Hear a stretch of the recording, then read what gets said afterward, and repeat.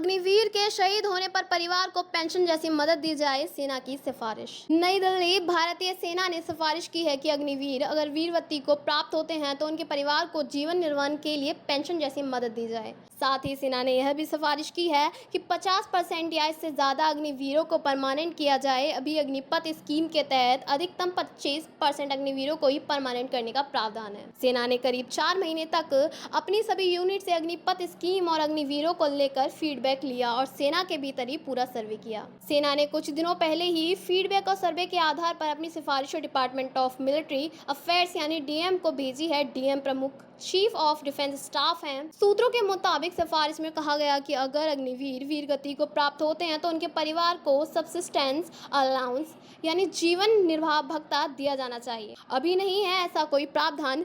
एक अधिकारी के मुताबिक यह एक तरह से पेंशन ही है। सिफारिश में यह भी कहा गया कि अगर देश की रक्षा करने के लिए अग्निवीर डिसेबल्ड विकलांग होते हैं तो उन्हें भी एक्स ग्रेशिया आर्थिक मदद दिया जाना चाहिए। अभी अग्निपथ स्कीम में अग्निवीर के लिए इस तरह का कोई प्रावधान नहीं है। सेना की सिफारिश है कि हर बैच में कम से कम 50% अग्निवीरों को परमानेंट किया जाना चाहिए। इसके साथ ही टेक्निकल आर्म में अग्निवीरों के अधिकतम एज बढ़ाने का भी सिफारिश की गई है। सूत्रों के मुताबिक सेना की तरफ से अग्निवीर का कार्यालय 4 साल से बढ़ाने जैसी कोई सिफारिश नहीं की गई है। जून 2022 में लाई गई स्कीम भारतीय सेना में अग्निपथ स्कीम जून 2022 में लागू की गई और इसके साथ ही पुराने भर्ती सिस्टम को पूरी तरह खत्म कर दिया गया। सेना में जितनी भी भर्ती हो रही है वह सभी अग्निपथ स्कीम के तहत अग्निवीरों की हो रही है। स्कीम लागू होने के साथ ही इसे लेकर सवाल भी उठने लगे हैं और इसका विरोध भी होने लगा। हाल ही में हुए लोकसभा चुनाव में कांग्रेस ने अपने घोषणा पत्र में वादा किया था